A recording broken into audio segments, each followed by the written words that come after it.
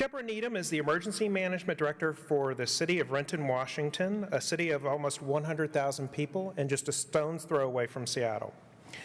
As Crisis Optimist coaching and consulting, she also works with leaders and organizations to improve their leadership practices in advance of emergencies so that they can better navigate crises when they occur.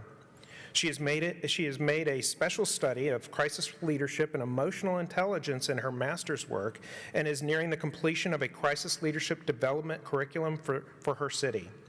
Here to share her passion on emotional intelligence for crisis leaders is Deborah Needham. Please give her a warm welcome.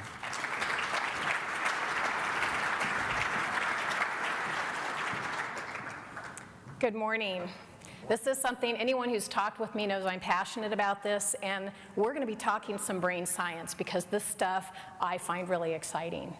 There's all kinds of descriptors in the literature of what makes a good crisis leader, and most of them fall into the arena of emotional intelligence. We tend to work with the ones that are about technical knowledge and skills, and I want to take us in a different direction.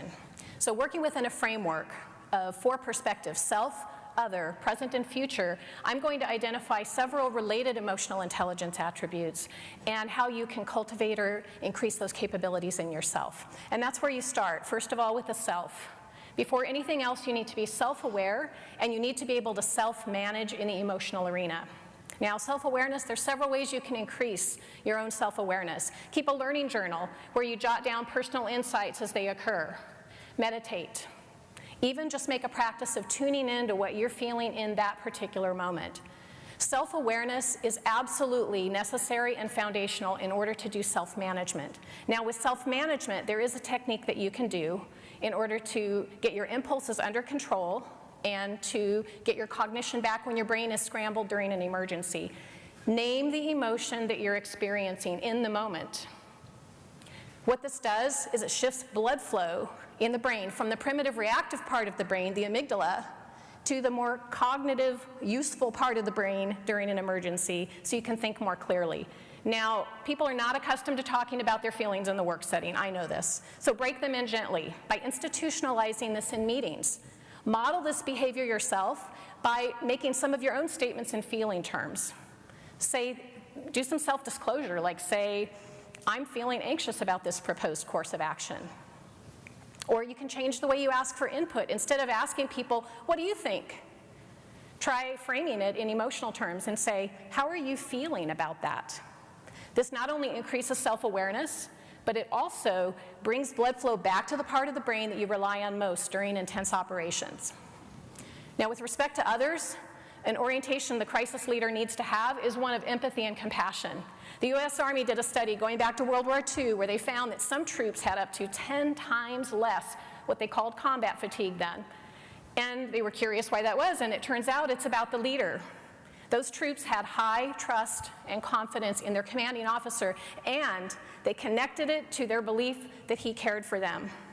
Empathy and compassion initiate that very same blood flow shift in the brain. It unhooks the other person's amygdala, so they're able to be calmer, more cooperative, think more clearly, and in this case, it even resulted in longer-term mental health for these troops on the average. Now, unfortunately, what's often the default setting in emergencies is barking orders and staying purely task-focused. So instead, try including appropriate touch, making eye contact when you talk with people. Offer to get them some food or drink. You can even explicitly ask, how are you holding up? That person may be stressed or suffering under the circumstances, and this communicates to them that you genuinely care about their well-being. Now, in the present, it's all about flexibility. Flowcharts and checklists, they're great for keeping you anchored in an emergency, but what does an anchor do? It inhibits flexibility. So unless you intentionally cultivate flexibility, you may be hamstrung by your flowcharts and your checklists. So what you can do to increase flexibility is think about how you can increase that decision-making capability. One way to do this is improv theater. Now I know you're going to go, whoa, wait, improv theater. This is actually something that it simulates that high-pressure, time-sensitive, urgent decision-making environment that you need to try to teach people to do, because flexibility is really at the heart of good decision-making, and yet, how do you get good decisions? You have to have already made them. That's what one study showed. So one thing that may work better for some of our folks who are nervous about doing improv theater would be using a technique called feed forward. We tend to use feedback. Feedback is hot washes and after action reports, but feedback does not correlate to improved decision-making skills in the future. Feed forward, on the other hand, is a mentoring process where you talk through the decision with someone while they're making it. And if you're an expert, you can inject some guidance into that process, but even a non-expert can do feed forward because the core of the technique is simply asking open-ended questions like, so, what are the options that you're considering here? When you do this, when someone responds to an open-ended question, it moves blood flow into the prefrontal cortex. Some fire training centers use this, where incident commanders are paired up with an assistant during decision-making to use them as a sounding board. In an EOC environment, you can assign someone to a helper role, have them walk around, ask questions, practice feed forward. So when you do this, you not only get better decisions in the present moment, but you also enhance decision-making skills for the future. Now, the orientation to the future for a crisis leader is optimism. Optimism is something that's talked about in the book Primal Leadership, and they really focus in that book about how emotions are contagious. People particularly catch their emotions from the leader. And this happens through the mechanism of mirror neurons, which is really cool.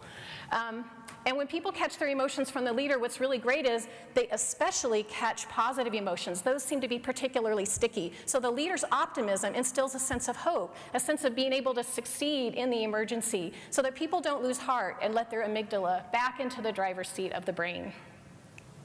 Now, leaders can consciously increase their optimism, and that's really good because I know some of you, and we're kind of a paranoid profession. So one way to do this is by having a gratitude practice, contemplating things that you're grateful for. When you do this more frequently, surprisingly, it's not more effective than just scheduling a single regular time during the week. Seems to work. We close all of our weekly staff meetings with a gratitude practice. We share positive, appreciative statements about other work groups, and that has made a real difference in our attitudes. Another way to increase optimism is to seek out and consider alternative explanations. So ask yourself, what else could be connected to or contributing to this? And when you ask that question, you actually see more options. And when you see more options, your outlook becomes more positive. And when you're looking at all those different emerging possibilities, now you're starting to get better, more creative solutions, and so your outcomes are better, and that's got to feel good. So what you end up with is this really nice, positive, reinforcing feedback loop of optimism. And all of this takes time. Emotional intelligence is not learned in a classroom. In fact, it's acquired through a process that's called implicit learning. And that means that you need to practice it and you need to live into it. And it takes 9 to 18 months to cement these kinds of deeper personal changes. So it takes some intentional effort. However, it is really worth the effort. If you actively cultivate self-awareness, self-management, empathy and compassion, flexibility and optimism, you will be a better crisis leader as a result. And you will transmit those attitudes and practices to the people that you work with. This is really a principle that holds true for all of life. Start with what you can change, yourself, and then watch the changes and the benefits ripple out from there. Thank you.